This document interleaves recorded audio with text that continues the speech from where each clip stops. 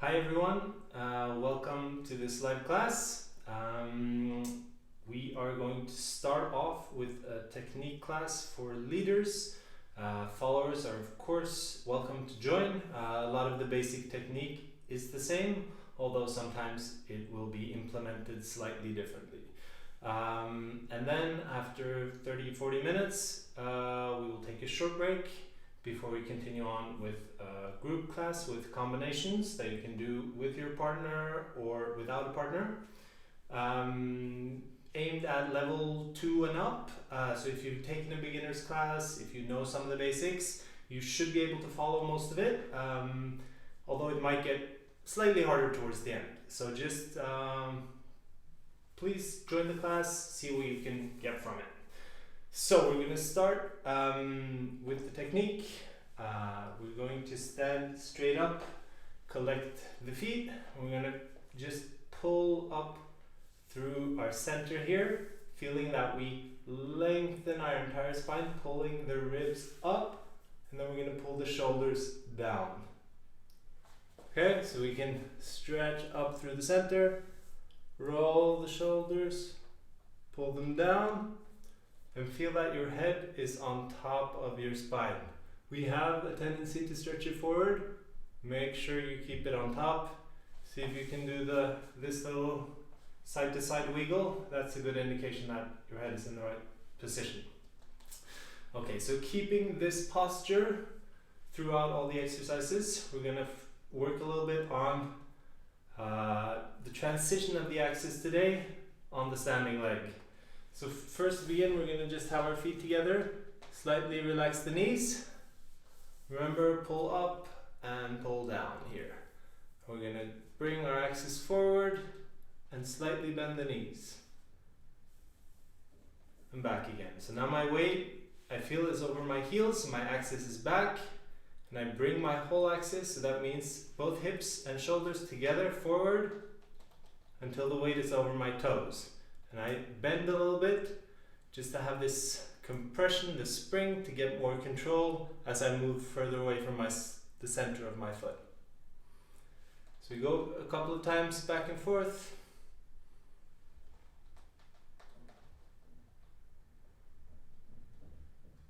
And this transition on the foot is very important for leaders, both to be able to stabilize some positions with your partner, but also to be able to lead various things in the step.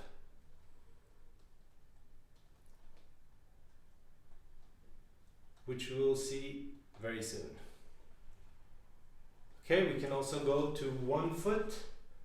So now my weight is over my right foot, maybe left foot for you if you're mirroring me. So on this foot, I can go back again to both heels and now forward to the other foot. All the time grabbing the floor and compressing downwards as I go forward. So I'm going diagonal to one foot and diagonal to the other. Very good. You can also do circles from here. Go to one foot, stay forward, transition to the other foot, and back to the heel. And continue. Forward, side, back. You can reverse it. Again, you'll feel the limits of how much you can move your axis. Once we come too far to the outside of the foot, we lose stability. Same thing, if we come too far towards the heel, we lose stability because we don't have as much control on the outside of the feet and also in the heel. So as we stay towards the inside and forward of our foot, we generally have more control, although we do have quite a bit of leeway to manage either different leads or to accompany the movement of our partner. Okay, we're going to go on to some extending the feet a little bit. We'll see some sacadas and a barrida today. And to do these movements, we need to really extend properly, transition our weight properly, and also use the foot correctly on the floor. So to start, I'm going to put my foot on this side, and as I bring my weight forward, I'm using my axis as well, almost to lead the free leg to extend. Keeping it on the floor and collect. Change my weight, again sending this body, see it from the side, I'm sending my axis forward to initiate the movement. And then I extend. Come back, change weight, and go. And you can extend this if you want, moving even further forward as you start to take weight on the front leg, but you're still controlling your weight from the standing leg. So this is almost transitioning into the step, the transfer of weight, by just a little bit. And collect.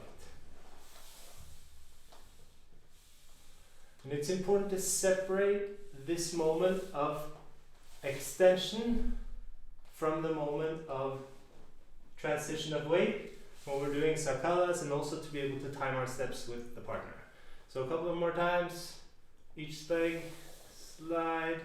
At the same time as I extend, I'm going to rotate the foot outwards, and when I collect, I rotate it back. Change, so rotate out, rotate in to collect. Again.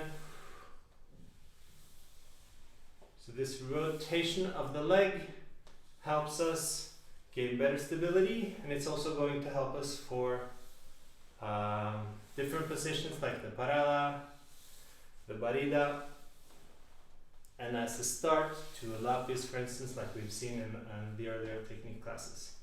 So again, let's move on and now to the transition of weight. So I'm going to start the same way by extending, and I'm going to just push off from the back leg, lifting the heel and straightening this knee.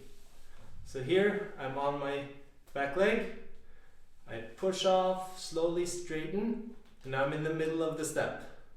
Here I have to roll over, really push from the back foot until I arrive over my front foot, and then I put the heel down, relax the knee, and we can go from here again, extending back. Now here you don't want to turn out too much because it rotates the hips, so keep the foot a little bit more straight here, and you can turn out more on the front leg. So again, we have a slight bend, we push off, arrive to the middle of the step, push to the back, let the heel come down, and bend the knee. With the other leg, we extend, push off, straighten that back knee. We're on our toes now, keep the thighs together, transfer forward, heel down, and relax the knee. Now, some of you might be wondering, but aren't you supposed to step with the heel first? Why do you step with the toe first? There are different ways of stepping, and I don't believe any dancers say they only do one of the two, because really you need different techniques for different movements. And the reason why we're doing these slow transitions of weight on the toes is to strengthen our ankles and legs to give us more control. The more control we have, the more ways we can vary the different steps to create different timings, different feelings for different orchestras, different dancers, and so on. So the same thing is with the heel and the toe. When we step with the toe first, we have a little bit more control in the receiving leg, because I have this movement in the ankle, so I have more muscles to help me receive my weight, and I can land very soft. If I step with the heel first, I'm exaggerating. I would never really flex my foot this much and put my toes up in the air, but the only thing I can do is roll forward. I don't really have the same muscles to grab the floor with the front foot. So stepping with the heel first works very well for short steps. Also when you're not extending the step very long or using a lot of energy, but for a natural walk, it's perfectly fine to step with heel first. But if you want a slow step, a very powerful step, a long step, Usually you want to go to the toes so you have more control when you receive the weight. Also, maybe sometimes you want to go up a little bit to create some cadencia. Maybe other times you want to go down. These kind of things we can work on with controlling by using the toes first or the heels first. Okay, very good. Let's do a couple of more transitions. Again, push off, straight knees, get your hips over the front foot before you land. This will help you strengthen the ankles and give you more control. Again, straighten, get all the way over, down, and relax the knee. Again, back, straighten, land, and bend the knee. And this actually, when we're taking more than one step, now we can start playing with the axis again, like we did in the beginning. Once we arrive, if I arrive over my heel, I still have a lot of movement left in the step. And I can use this to lead the follower so that we can prepare the next step together. Which is why also if you land with the knee bent, you sort of fall into the step and you don't have as much control in the transition. Although there are some times where you actually do land with a knee bend, more often in side steps, if you take a very big side step and you want to land with a lower center of gravity. But most commonly for the walk, land on the straight knee. And again, feel this, just the end of the step. Here I'm over my heel, I still have contact with the floor behind me. As I bend the knee, I can bring my weight forward, and I have a lot of movement left. Here I'm over my toes, and I'm ready to take the next step. Okay, this will come in handy when we're going to do a little barrida later. Because sometimes one of the tricks is that I need my partner to not collect her foot early, so that I can grab her foot and then slide it along with her. If I bring my weight all the way to the toes, there's a good chance she will have already collected to start the next step. But if I land on my heel, I don't finish the transfer, then I can collect while my weight is still back to get my foot to her foot before she finishes the transfer. So these kind of controlling these little moments, if it's in the middle of the step or from the heel to the toes in the transfer, are very good to practice to get more control over your different steps with your partner. Okay, let's see some pivots. One of the most important exercises, I think, is practicing just dissociation, really controlling the separation between your upper body and your hips. And for most people it takes years to get this properly. So if there was one exercise I would really recommend besides walking, it would be just this. Putting the hands together, thumbs on your chest so we're really connected, pulling the shoulders down. Now my arms are locked and they're in contact with my chest. Relax the knees and just twist from side to side. It's actually quite hard not to turn the hips or to go too far with the shoulders. If my shoulders are in place, the actual movement of my upper body is very, very short. Maybe 40 degrees to either side. And I need to keep everything, my frame, active so I don't let my arms go without my chest. Okay? So this, I would say, everyone practice this a lot until you really can control that you're only moving this part of your body, not the hips. You don't bring the shoulder, because as we'll see in the pivots, it really makes it so much harder to pivot if you have a shoulder out, if you're slightly off camber, if you're not level and centered. Okay, so let's use these dissociations now to pivot. On the left foot, you can hold your arms like this if you want, or you can try to transition to the embrace. And when I have the embrace, it's the same thing. My arms do not move independently put them in place, and twist. Okay, so on the left foot, I'm going to twist, do a 90-degree turn, separating the movement in my upper body and the lower body. Again, 4 90-degree turns takes us all the way around. Keep my knees bent, my heels together, my feet flat on the floor. Let's do the other side. Right leg.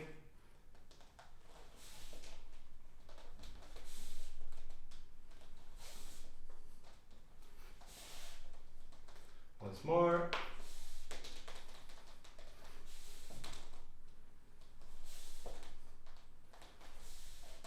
Very good. Let's do half turns now. I'm going to again turn my upper body, and then I'm going to bring my hips all the way to the back wall. While I try to keep my upper body behind, then again my upper body goes from here to here, then I do the hips. So really they're doing 2 separate circles. My upper body, you can think of it if you're doing them consistently, they're going from side wall to side wall, while my hips are going front to back. So from here, my upper body goes to here, and my hips go all the way around. So really separating the movement and the angles.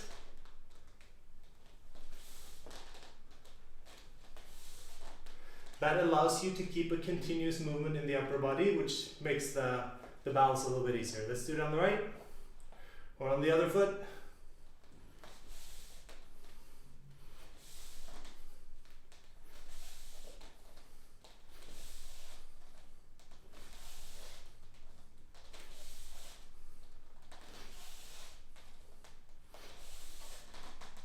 Very good. You can of course increase this if you want to keep practicing. One good way is just to add another quarter of a turn. Most often actually leaders do around 180-degree turn, and they do sequences of them. So it looks like they're turning much more, but it's actually quite rare to pivot more than 180. Sometimes you do 3/4, but you can also practice trying to bring the hips all the way around, 3/4 of a turn, and so forth. Okay, very good. Let's now do some turns from a step. And I'm going to, for this exercise, I'm going to leave my leg out and behind as I pivot. I'm going to transfer the weight. We're using the same technique as we did earlier. We arrive, and I have to make sure that I finish the transition to get on my front foot and bend this knee. And again, I don't want to tilt my upper body. I want to keep the same frame, just twist and keep this foot back. I'm going to initiate the movement from my upper body and let the leg just hang behind me until I get to this position. Again, you can transfer to the other side, use the twist and the bend, and let the leg and the hip hang behind. You don't want to bring it forward because that's going to bring you off axis. It's very easy to here pull from the back leg, but it's much harder. You want to use this as sort of your balancing pole hanging out behind you, and finish on the inside of the foot, firmly on the ground.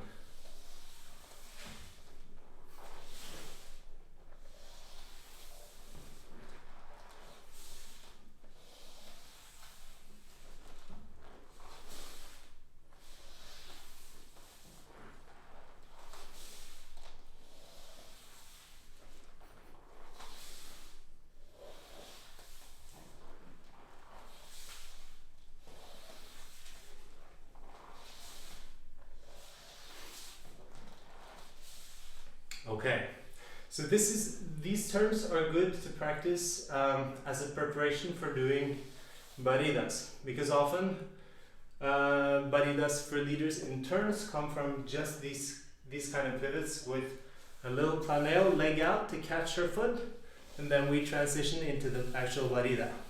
And when we're doing any kind of barida, we are using a similar technique to what we saw. For those of you who were in the technique class last time, I think it was, or 2 weeks ago, where we did lapises, and then we did this, where we collect by pulling the inner thighs and leading almost with the knee. When we walk forwards, a lot of times we don't want to lead with the knee because the leg hangs kind of just behind. When we're doing baridas, we want that. So I want my knee to lead the way and to keep pulling the inside of my thighs together. All the while, I keep the inside of my foot on the floor. So here, I bring it to where I can collect my ankles, but my knee is still pulling this way, and then I finish with the extension. And a lot of times you will need to do a small pivot on the standing leg as you do it to change the direction slightly of the barida. So we're going to combine a little bit now. We're going to do a rotation, a pivot, then we're going to do a couple of baridas back and forth, and then we're going to just loop this exercise. So pivot, leg out, and from here we're going to imagine that we hooked her foot, which is also why my heel is up. I want to connect to my partner with the front side of my foot. Again, knee in, collect the thighs, collect the ankles, and now I'm going to pivot a little bit as I extend so that I'm comfortably in a turn out position. To show it from this angle, here I do a little pivot on the standing leg as I extend the foot. Okay? So we do the pivot and the barida with the small pivot, and then we step again. We can repeat this exercise. Collect, pull in, extend, and go.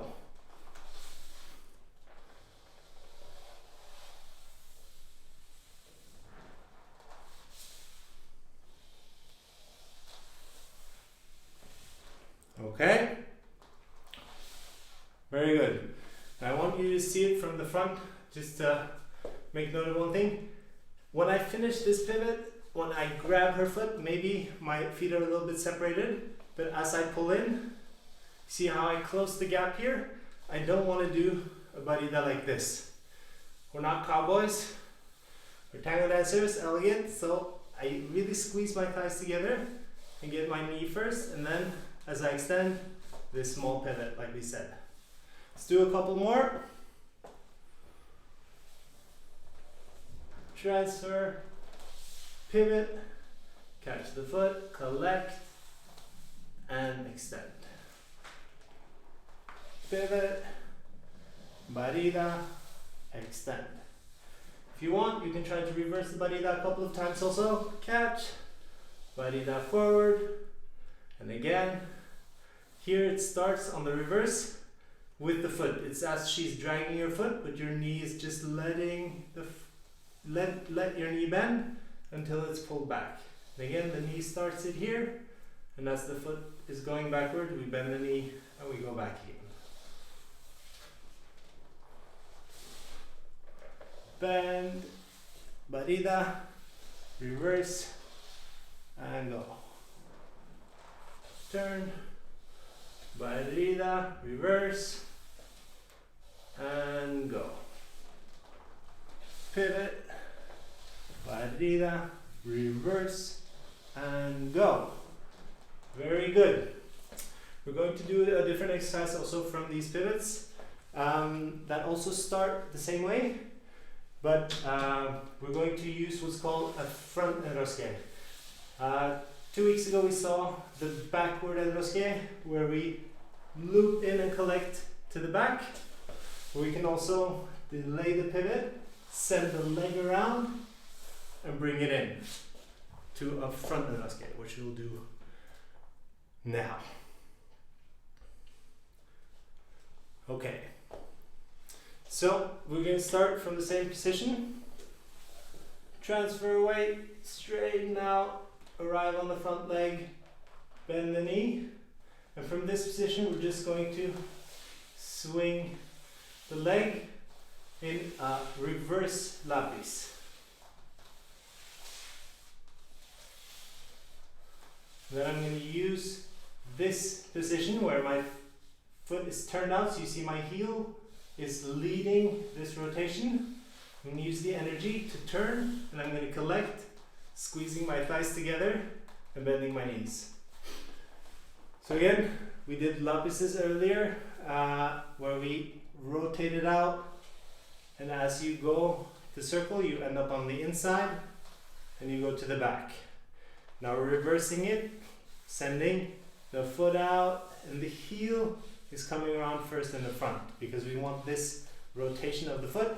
We don't want to come in like this.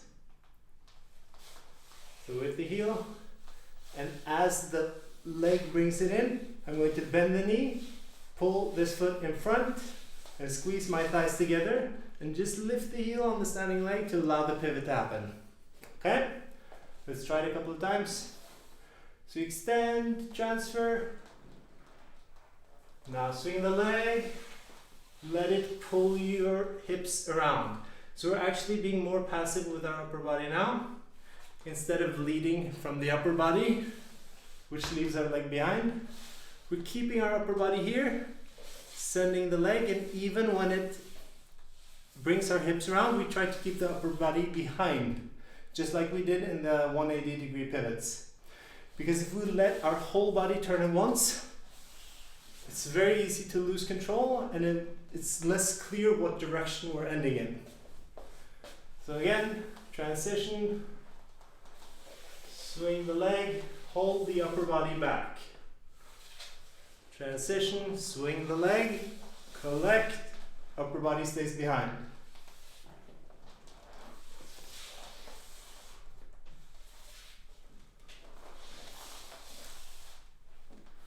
Notice also how I'm bending both knees at the end, and I'm searching for a lower center of gravity, because I really want to be stable when I finished any sort of pivot. It was the same thing when we did the backhand rosques and the lapis turns. You really want to grab the floor, bend the knees, and put some weight on your heel. You can have weight on both feet if you want. It's easy to transfer to one or the other if you need to, but you want to be stable when you finish the turn. A couple more. Transfer, swing the leg, and land.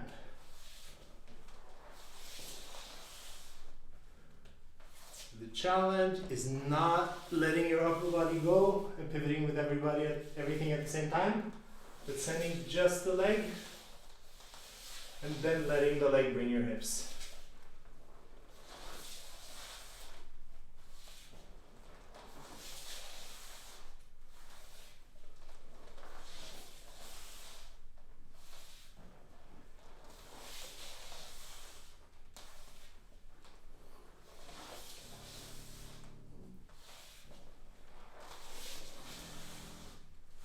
Good.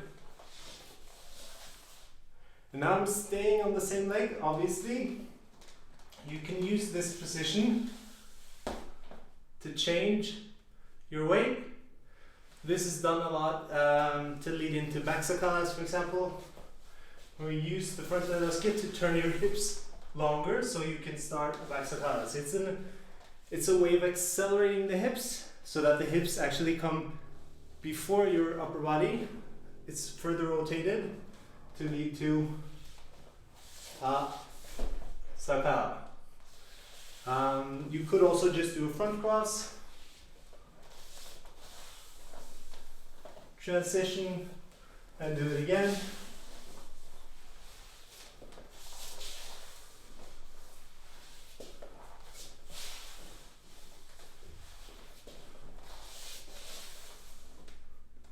Then repeat it that way on the same leg. Let's try that a couple of times. You can do it on the other leg. We transfer, swing the foot. As we land here, I'm going to push down with my front foot to release the back foot, and then I can land on my heel safely again.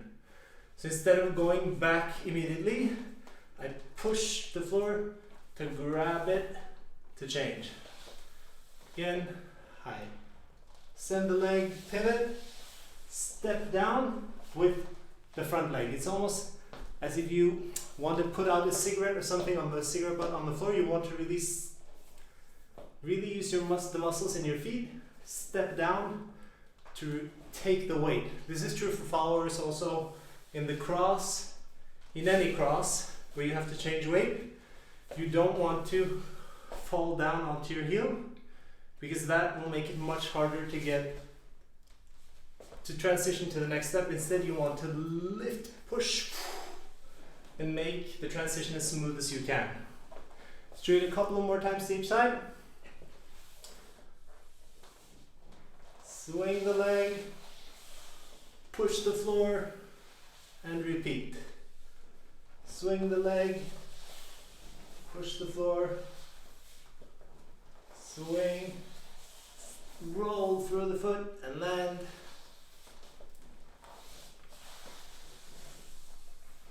Okay, let's do one without changing weight, so we can change sides. Now with the right, or whichever leg you weren't on earlier. Swing the leg, change.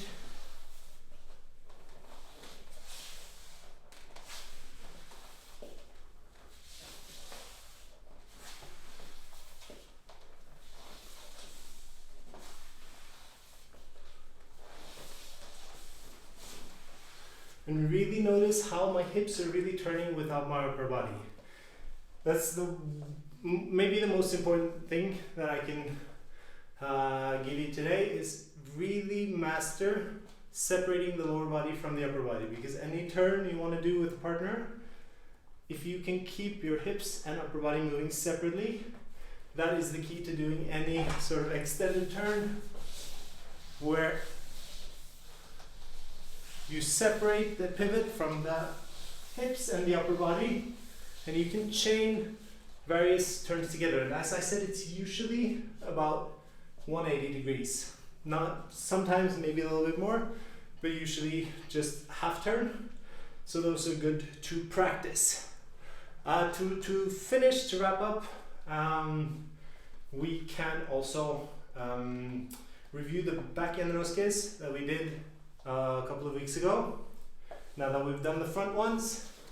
So we start from the same position, and instead of bringing now the foot, I'm going to leave it behind as long as I can, think that it's stretching behind me, and use my upper body to rotate as I squeeze my thighs together.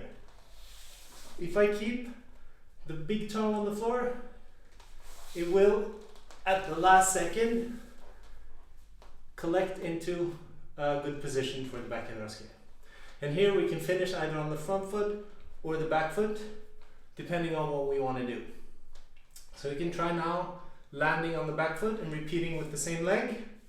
That's good if we want to transition into a lapis, for example.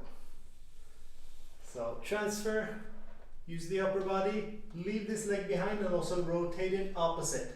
So you want your lower body to stretch in one angle and your upper body to go the opposite way to really create this stretch. So you want it to be elastic. Remember to bend the knees and land. Again, transfer, pivot, land. And then the left leg is free again.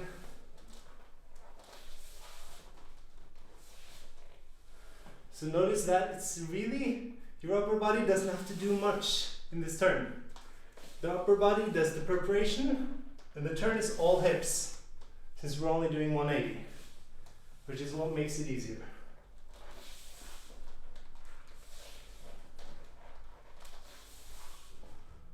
Okay, let's now end on the front leg so we can change foot. So I'm going to do the same thing, but I keep my right front, which means my back foot is free. So I can transition to the other leg. Again, now we can land on the back again to do with the right foot.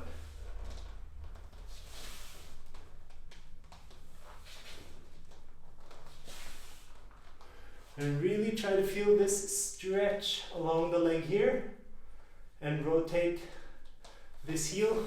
See from this angle, I'm really pushing the heel this way to rotate my leg and pull my abdominals more.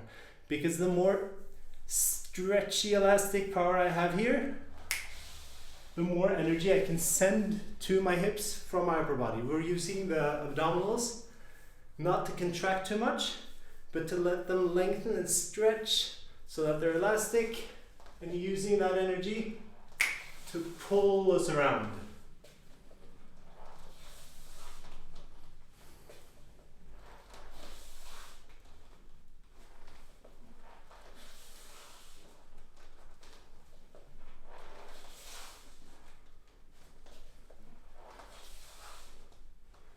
Very good.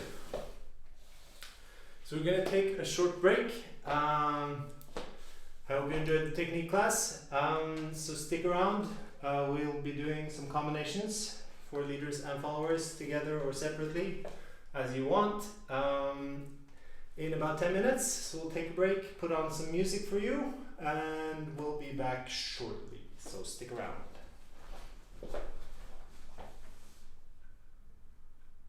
And we'll be back shortly, so stick around.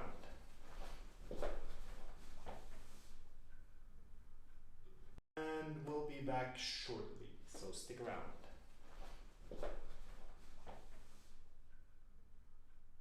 And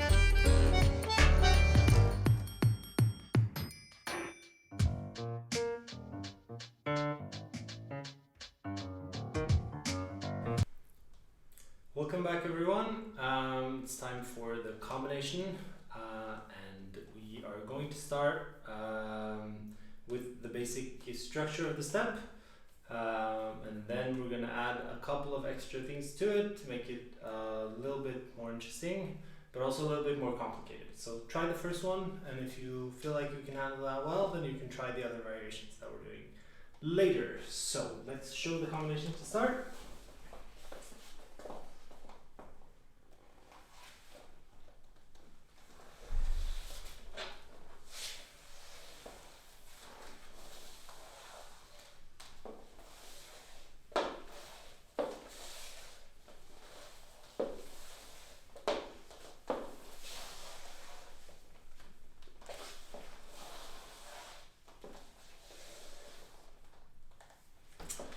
Okay, so that was the combination.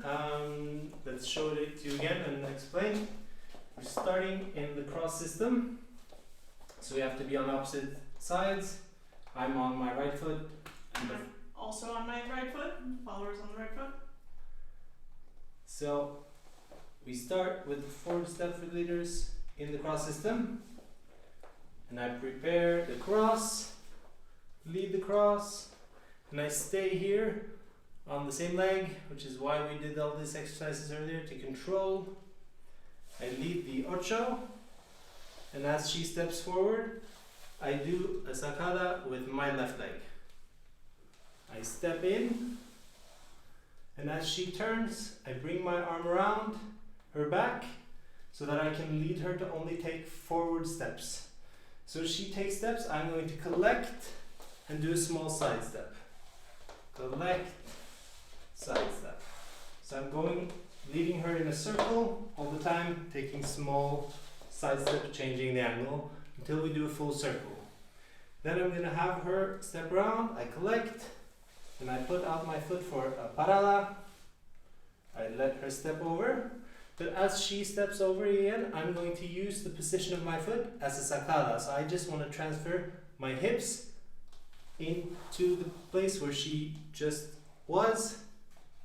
Do the sacada, lead the last ocho, change my leg, and we're back to where we started.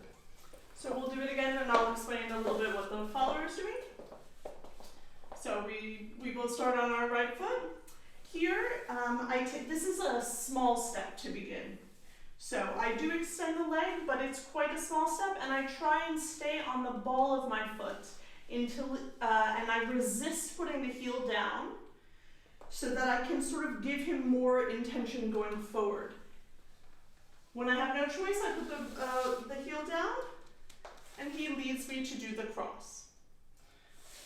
Here I change legs, I go into a forward ocho with the right foot, and here I'm just going to walk forward. So I feel that his arm, like he said, is blocking me on the back, so I can't go into a molinete or another form of turn if I wanted to, right? He's really forcing me to keep walking forward, so that's what I'm going to do. So I go forward. So if you look at this arm here, I want to go around her back to support her back, and I'm not going to lift the elbow. I'm going to pivot it down so I can keep her back flat, because if she is allowed to go this way, she will, probably in the front step on the other leg, but still. I'm going to block her back so that she has to keep walking forward. So, keep going forward, walk, walk, normal forward walks, and then at the end he's going to lead me into a parada. Do a parada, step up and over, and then we finish. Yes. Okay, so now, you want to show? Yes. So to begin, as she said, we're starting with a rather small step. And actually, Cyrena, come over here. This is to create some dynamic in the walk. We don't want all our steps to be the same size or the same speed or the same quality. So this is a good example where we can first take a short step. And what I do, I go up more onto my toes and I give the same intention to her that we're going a little bit up, because that helps her not to bend her knee. If she extends long, she has to bend her knee and we get a big step.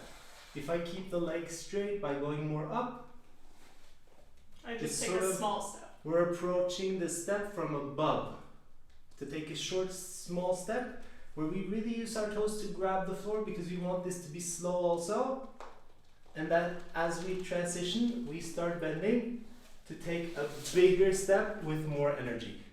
Because the cross is a nice step to do a little bit dynamic. So again, we go up, short, small step, bend, and explode a little bit into the next step. And then we continue into the rest of the steps.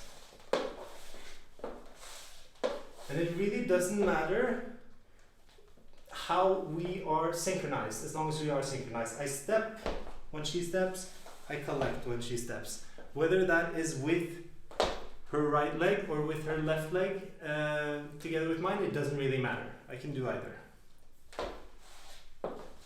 So until we get as far around as we want, and then at the end, I let her open her back. So I don't keep this down anymore, but as I lead her to step forward, I release and let her turn. And that creates the ocho when I put out my foot for the parada. Again, as she steps over, I need her to step not too short here.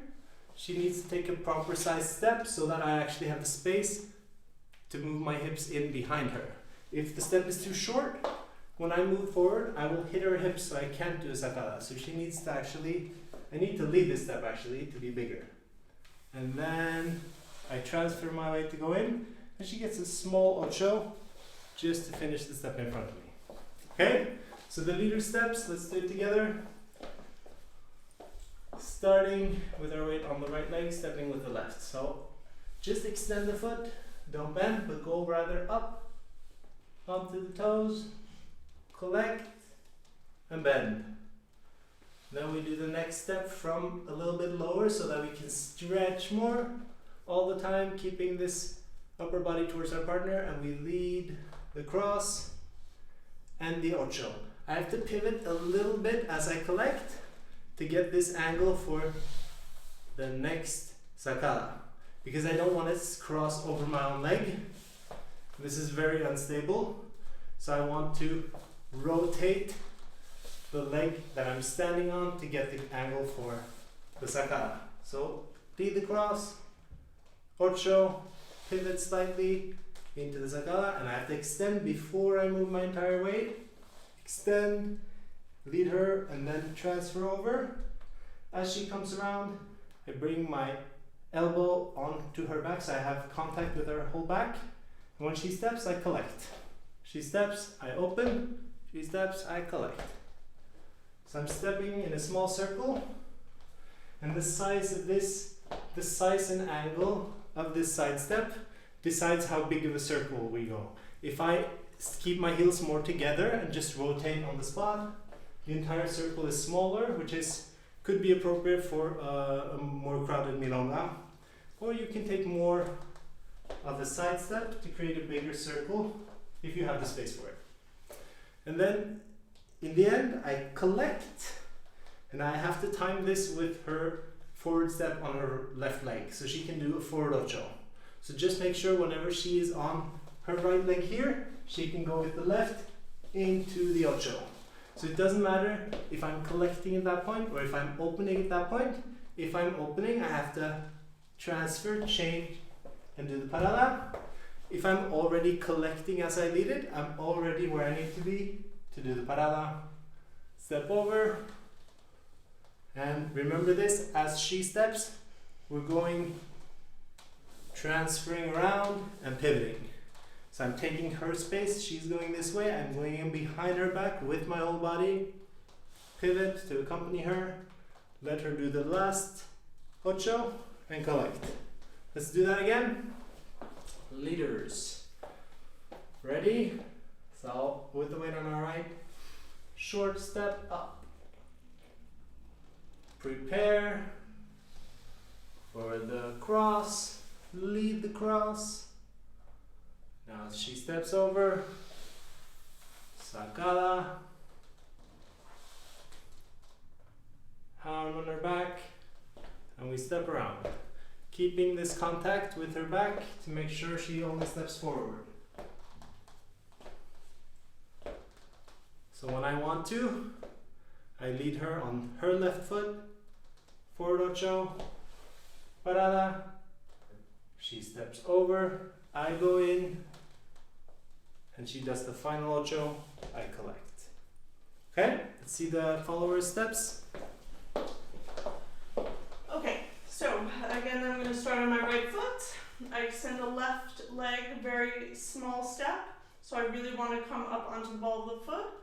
Resisting putting the heel down, I transfer my weight. I go into a long cross, left over the right.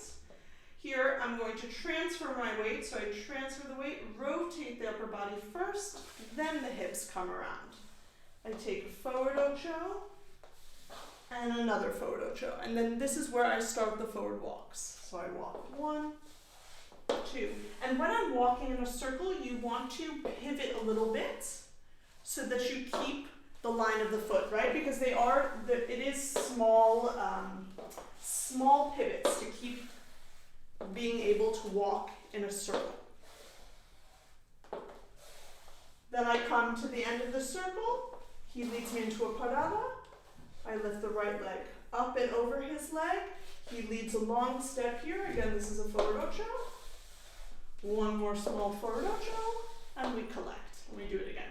Let's do it one more time. So again, standing on my right leg, extend the left leg just short, pushing, so this leg, actually both legs are quite straight here because it's a short step, so I don't have to bend this standing leg to extend and make it a very big step. So both legs are quite straight. So I extend. Then I transfer the weight, resist putting the heel down. Now here I start to bend so I can make a long step out, crossing the left over the right, rotate the upper body, then the hips come around, forward ocho, and then we do our walks in a circle. 1 little pivot, step, little pivot, step, little pivot, step, step. Let's do one more, and this is the parada. I step up and over, forward ocho, and we finish. Okay? Very good. So, once again, if we went a little fast, if you haven't done sacadas before, we can also just show you just briefly. So this, hopefully you should know the cross system going into the cross. That's how we start. And for these sacadas, it's important, let me show you from this angle, that when she steps, I really have to go towards her back foot. If I go towards the middle or towards her front foot, her hips are going to be in my way, which is also why I need her to take a big enough step so that when she transfers her weight to the front foot, there's actually space, see? There's actually space for my hips behind her. That's where I'll end up when she steps. Okay, it looks kind of weird when we're doing it like that, but that's the idea. She's in an ocho, and I step towards the back foot. So keep your feet on the floor as you extend, because if you lift, you might mistake where her foot is and step on her, and you don't want to do that. If you slide along the floor, you'll feel the foot if you happen to misjudge exactly where it is. You don't want to be so close that you step on her, obviously, but somewhere, if she's dissociating, it's under her back, her rear shoulder, the shoulder that is twisting to go towards me. More or less under that shoulder, I know I can step so that I can get in behind her, and then we go. So, yes. Obviously, if the step is not big enough for the follower, it's impossible to do sakara. Yeah. Okay? Let's see, for those of you who already... One more thing about the sakata, actually, for the follower, since we're talking about it. So like Steinar said, the follower step has to be big enough. Also, it's important that when I do the step and the forward ocho, I don't want to drop this hip. Because if I drop the hip, what happens is, I guess this is the best way to show you. Okay, so this is my normal step If I drop the hip, you see what happens to the foot? And then my foot is gonna get stuck on his foot. So you really want to avoid that from happening. So it's really important that when you do this forward step and you transfer your weight, you go towards the big toe, so that when you rotate, you're still towards your big toe, and the foot can get out easily, instead of getting stuck like this. So you see how the big toe draws a circle on the floor, and it goes around my foot. But if she twists the ankle the wrong way, the leg the wrong way, the whole leg takes a shortcut. It doesn't draw the circle, which is why we collide with the feet. Okay? So that's just which is the same thing that we did when we practiced the pivots, by rotating the leg this opposite way. That keeps our big toe on the floor. So it's the exact same technique for followers and leaders using the rotation of the leg. Yes. Okay? Let's show it one more time, the simple version, and then we're going to add on to it a little bit.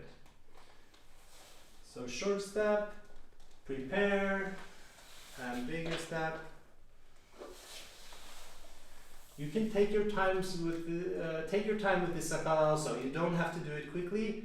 Really feel that she is taking a big step and you have the space, then you can transfer your weight.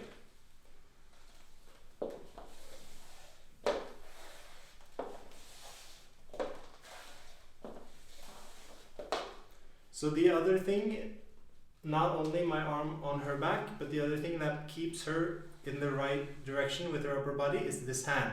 I don't want to put it too close, but I do want to have contact here, because if I open this side, look what happens to her body. She starts twisting.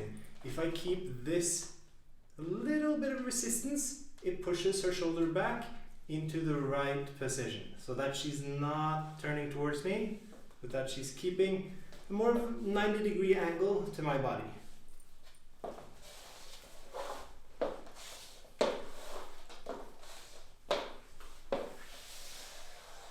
And in the parada, step over, and final ocho.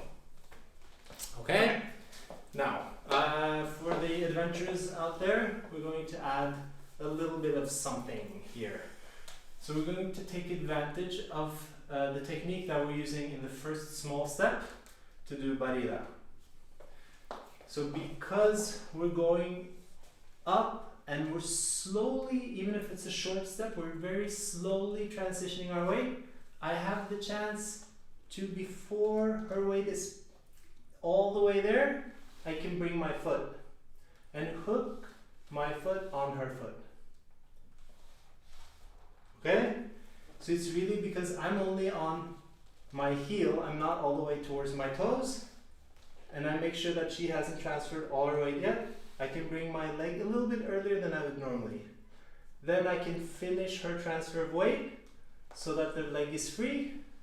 And as I start pulling the foot, notice that her knee bends. If she keeps this leg straight as I bend it, as I push, it's going to push her hip out of position.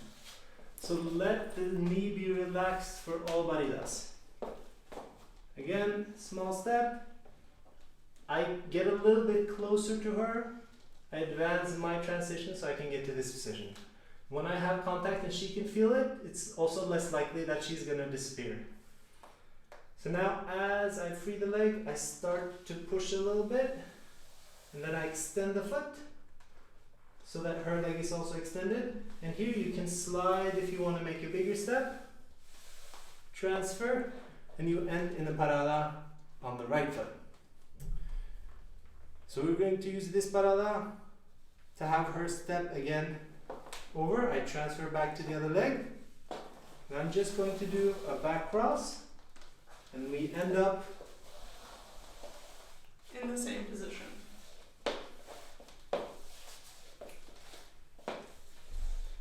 Okay, we're going to show you that one more time, and then we can see that we have some tricks also that we can do while we're walking around.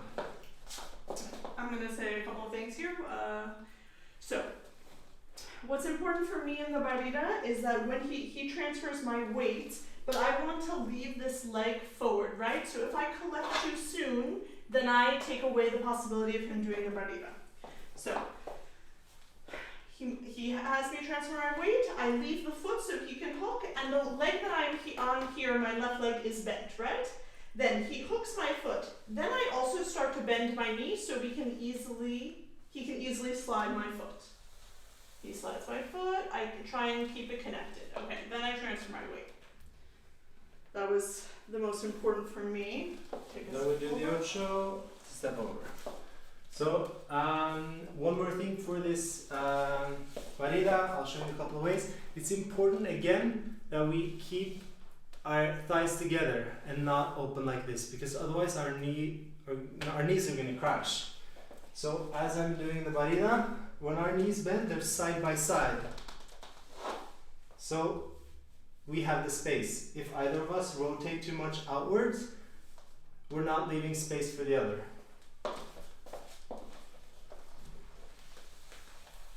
So we really have space to bend the knee next to each other. Okay? Let's do it again and then move on. Transfer. And as I hold her back a little bit, I pull myself forward.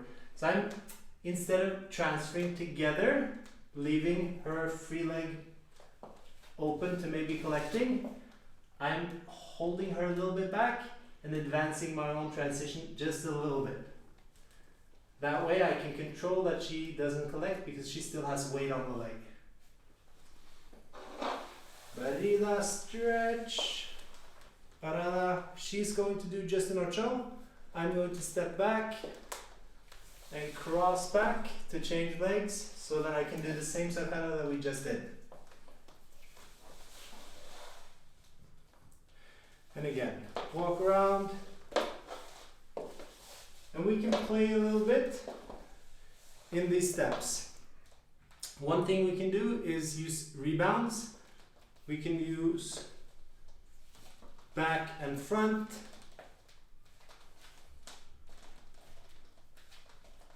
Which also allows her to play a little bit with small adornos, either boleos or just kicks along the floor. Another option that we can see is I can send her axis a little bit further to send out the leg and make a cross. Some of you have seen this in our classes before. So I send her a little bit too far to bring the leg. I send extra energy, a little circle, and I bring her back. And then we can continue. So,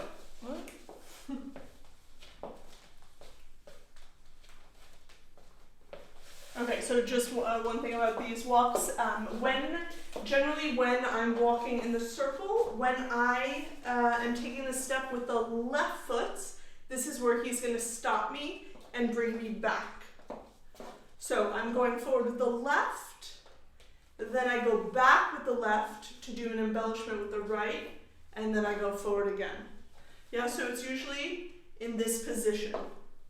Technically you could do it on either leg, but I normally, it's more comfortable for me to work with the transition of the inside leg, the legs closer to me. We could of course do this, but it leaves her a little bit further away from me. I have more control over this leg that's closer, and also from that leg that's closer I can send this cross, because then I have to use her outside free leg, otherwise she would collide with me. Yeah? Okay, one last time, the combination both ways, and then you're going to try to step for a little bit, and we'll come back. If you have any questions, leave them in the comments and we will get back to you. Yes. So cross system, choose the cross. This is the first option. Sacada on the forward ocho, and walk around.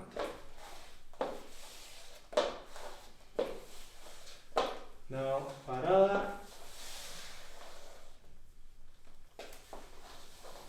And 2 ochos to finish.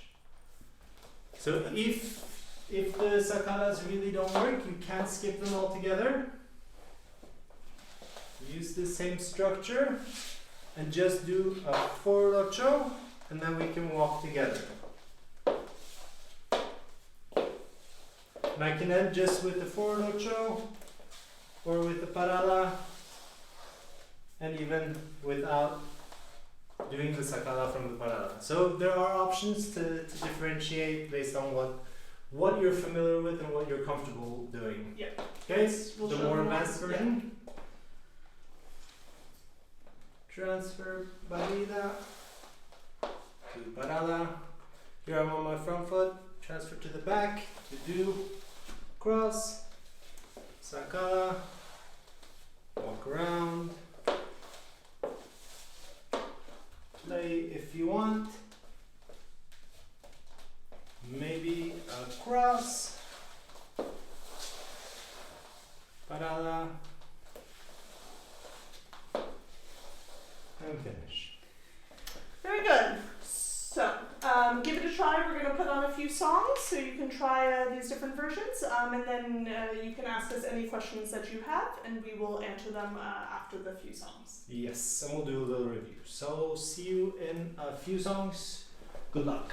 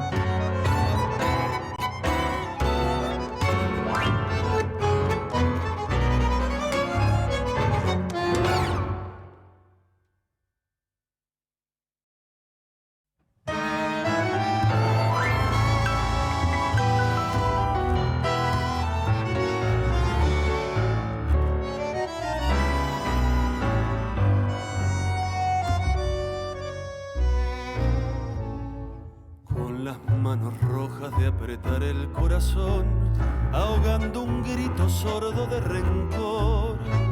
Rebelde como el agua frente al fuego, como el mar frente a las rocas, hoy me revelo por tu amor tirano que no sabe de razón. Rebelde con mi propio corazón, te pido que te vayas, que me dejes, que te alejes de una vez, será mejor. Sé que lloraré después, que jamás te olvidaré. Sé que cada noche sin tu risa, sin tu voz, cuánto extrañaré tu amor.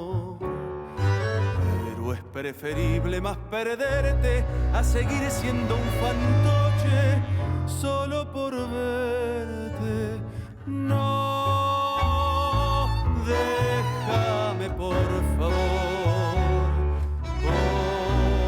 Hoy se reveló mi amor.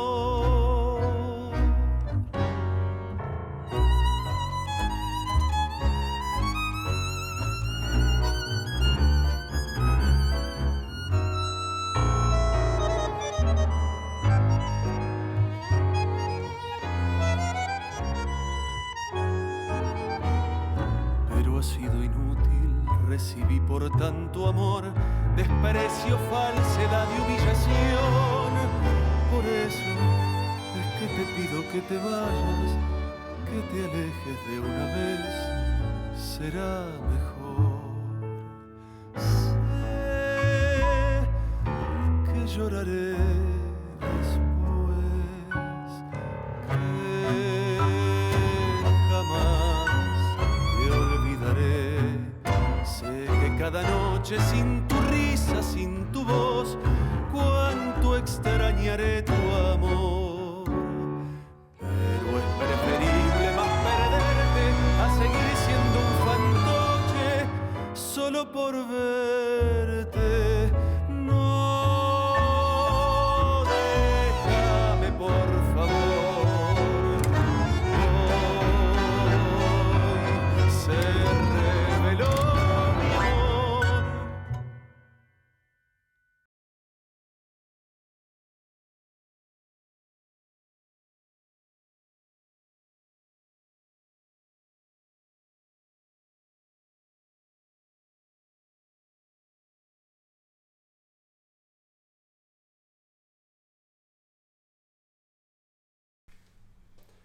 Welcome back.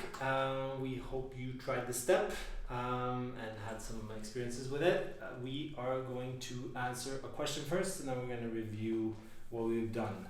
So we got a question regarding the lead in the cross for the weight change.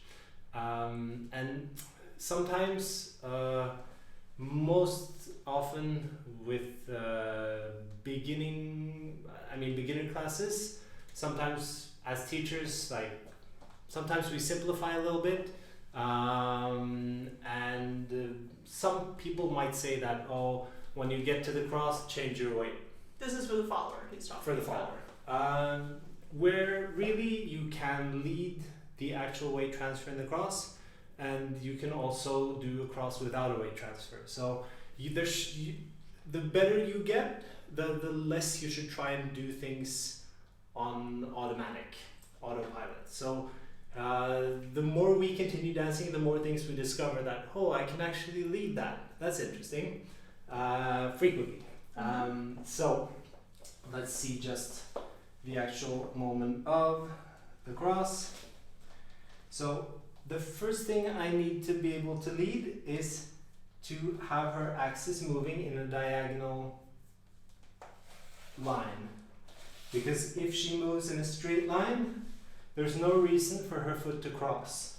So it is because I'm leading her axis, let's see it from this angle, because I'm leading her axis to go actually diagonal, that's why the foot comes in front. That's number one. We do that both with the rotation of the chest, my weight transfer, and the general intention that I'm sending her to go this way instead of sending the energy in my step also in a more linear fashion. That's number one. Then from here, actually in the weight change, there's a slight sideways movement. I think this is a better angle again. For her to actually transfer weight, she's gonna have to move her axis from this foot to this foot. So there's a slight sideways movement. That's one thing. The other thing is that to be able to release the weight of this leg, she needs to look for the floor, the contact with the floor. So I'm actually thinking about two things when I'm trying to control this. One is to give her contact with the floor by letting the energy drop a little bit to her foot. And the other is to have this slight movement of axis from one foot to the other. If you start a pivot in the cross, the pivot, the lead of the pivot will help lead also the weight change. So when she's here, in order to do this, when I start rotating, she's on my side, so I bring her slightly more in front of me just by rotating my chest, and that makes her change the weight and initiate the pivot at the same time. Yeah. So by reverse engineering this, I can also lead across without the actual weight change. So what I said, I let the weight fall to the ground so that she can connect with the ground. That doesn't mean that she's falling down. She's actually doing the opposite, pushing to push herself up. That's an important thing for the followers in the cross. But first she needs to find the floor. And if I lift up, I'm counteracting that. So if I in the cross, let's see, I'm on this foot. If I lift up, I can make her cross, and then I can bring the foot back out to do an adorno, to lead backward ocho if I want. And it turns into sort of a led adorno, which also can be the case. And as we saw in the Tango class last Wednesday, there are also positions where I can send her leg into a cross, where normally she wouldn't change weight and do a transfer of weight in the cross, but where I can, by creating this again sideways movement in her hips and compressing to bring the energy down, I can almost force her to leave the weight even though it's not what she expects. So those are some, like, really going into the details of leading the weight change in the different crosses. So it is possible, and you should practice it. Yes. Okay, so we will just review the two different options that we did today of this step. Last thing about this. Of course, when you're out dancing, maybe it's not somebody that you practice with. And sometimes you won't feel a clear lead for the weight change in the cross. Maybe you have to do it on your own. But that's sort of using your own technique to accompany your partner. Also, it's not like I have to do a lot to create the weight change if I keep moving out of the cross. If I keep going, the diagonal movement of the cross also will force her to push to transition to the next one. So that's the last kind where you sort of, as a follower, you have to create it yourself to accompany the movement of the leader. Okay, so let's show the combinations. Again, the very simplest one, let's do it without sacada. Cross system, to the cross, ocho, and I lead her to step forward, and for each of her steps, I have one step, either collecting or side step.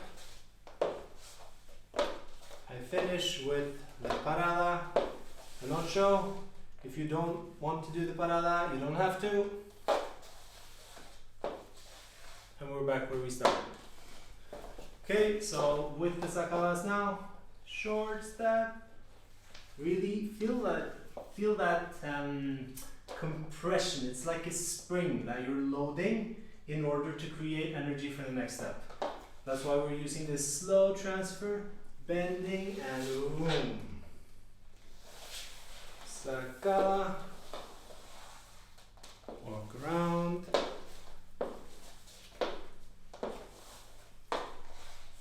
And parada. I take advantage of this. I think about bringing her around me a little bit towards my back foot, but in a circle so that her step is big enough. I don't want her to cut the corner straight into me because then I can't move my hips. So it's more towards the back foot. Stepping and collect. And for the most advanced version, we can also do this in the close embrace.